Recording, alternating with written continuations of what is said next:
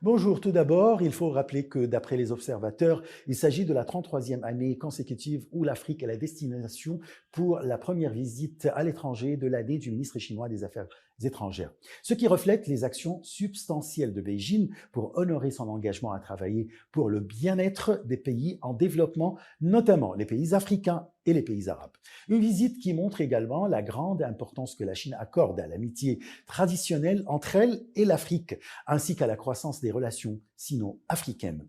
Quant aux pays africains, ils comptent beaucoup sur cette visite, car la Chine est le plus grand partenaire commercial de l'Afrique depuis 13 années consécutives. Selon les chiffres officiels, sur le premier semestre 2022, le commerce total entre la Chine et l'Afrique a atteint les 137,38 milliards de dollars, soit une augmentation de 16,6% en glissement annuel. Les pays africains aspirent donc à accroître la coopération avec le partenaire chinois dans tous les domaines dans le cadre de la ceinture et la route, en particulier à la lumière des conditions mondiales actuelles qui affectent négativement le continent.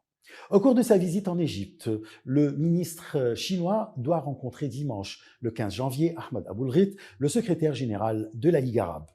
Les observateurs s'attendent à ce que les deux responsables discutent des moyens de renforcer la coopération entre la Chine et les pays arabes et de renforcer et activer le partenariat stratégique à long terme, en particulier après les décisions prises lors du récent sommet sino-arabe auquel a participé le président Xi Jinping le 9 décembre dernier et au cours duquel plusieurs accords ont été signés entre la Chine et les pays arabes. Les Arabes attendent donc la traduction de ces accords en projets sur le terrain lors de la visite du ministre chinois des Affaires étrangères.